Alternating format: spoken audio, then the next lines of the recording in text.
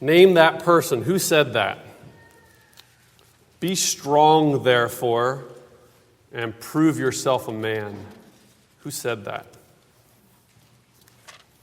Be strong and prove yourself a man. It's to Solomon by David. It was his parting charge to Solomon in 1 Kings chapter 2. Be strong, therefore, and prove yourself a man. So proving yourself a man has something to do with being strong. There's a similar verse. Act like men, be strong. Act like men, be strong. It's 1 Corinthians 16. 1 Corinthians 16. Now, Boaz's name means, in him is strength. So we get in a God-given, in the book of Ruth, we get a God-given example of what it looks like to be a man. In him is strength. Be strong and prove yourself a man. Act like men, be strong. So in Boaz, in him is strength, his name means, we have a God-given example of a godly man, a strong, manly man, as we might say, What does that look like? So we want to look at the book of Ruth from that perspective. There's lots of ways you could look at the book of Ruth. And we're not even going to exhaust all that you could look at in Boaz, but we want to try to give some of the broad thoughts as you look at the book. So let's just read from the beginning here, just to give the setting. Verse 1, Ruth chapter 1. And we're going to be doing this in a very broad approach. Now it came to pass in the days when the judges ruled that there was a famine in the land, and a certain man of Bethlehem, Judah, went to dwell in the country of Moab, he and his wife and his 2 sons. The name of the man was Elimelech. The name of his wife was Naomi. And the names of his 2 sons were Mahlon and Chilion, Ephrathites of Bethlehem, Judah. And they went to the country of Moab and remained there. Then Elimelech, Naomi's husband, died, and she was left, and her 2 sons. Now they took wives of the women of Moab. The name of the one was Orpah, and the name of the other Ruth. And they dwelt there about 10 years. Then both Mahlon and Chilion also died. So the woman survived her 2 sons and her husband. So all the men in her life had died.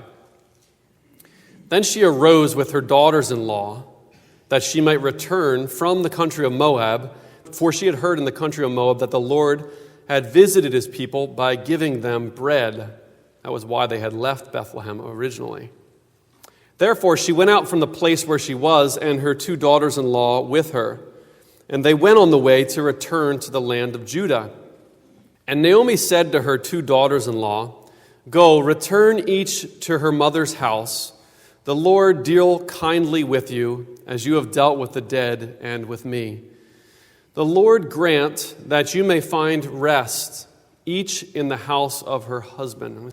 The Lord grant, just notice that verse, the Lord grant that you may find rest, each in the house of her husband. Now she goes on, they say, no, we're going to go with you. And she says, even if I had a baby in my womb today, are you going to wait until they grow up so you can marry them, so you can have a husband? So this whole idea of a man being a provision for them is latent in the first chapter. Elimelech died. He was Naomi's man, and he died. Ruth and Orpah had husbands, and they died, and they didn't have men anymore in their life. And so here they are, left. That's what it says of Naomi. She was left. She was left, and her 2 sons, and then they eventually die as well. And so then the thought is, Naomi says to her daughters-in-law, the Lord give you rest, each in the house of her husband. So now connect with the idea of a man, a husband in particular, is the idea of rest. Right there, we see those connected, right? Give you rest, each in the house of her husband. So rest. So what was going on, obviously, was women. We could focus on Naomi in particular. A woman in need. A woman in need. She had no bread. She had no bread. She had no provision. And she had no man to provide the bread for her. And so she didn't have rest. So she hears of bread in Bethlehem, and she decides to go back. Ruth decides she's going to go with her. So here Ruth is. She's a foreigner. She doesn't even belong in Bethlehem. And she's going to go with Naomi back to Bethlehem because they heard that there was bread. In other words, the grain was growing. There had been a famine before. And they head back. Well, they get back to Bethlehem. You can read in verse 19. Now the two of them went until they came to Bethlehem, which incidentally means house of bread, Bethlehem. And it happened when they had come to Bethlehem that all the city was excited because of them. And the women said, "Is this Naomi?"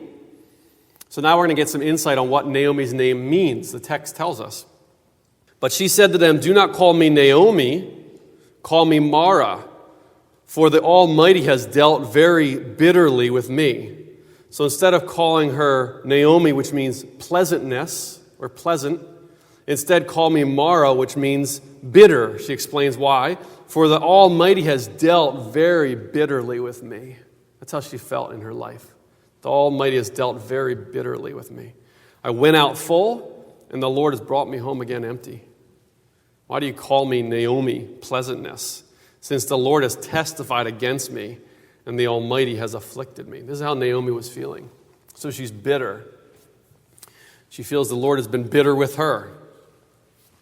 So, chapter 1. Chapter 2, we title it this, Enter Boaz. Enter Boaz. So chapter 1 is the setting of this woman who's bitter because she feels that the Lord has dealt bitterly with her. And she's very much in need, she and her daughter-in-law, Ruth, a foreigner. And she's bitter. Chapter 2, verse 1. There was a relative of Naomi's husband, a man of great wealth. So here we get the idea of him being strong, right? A man of great wealth.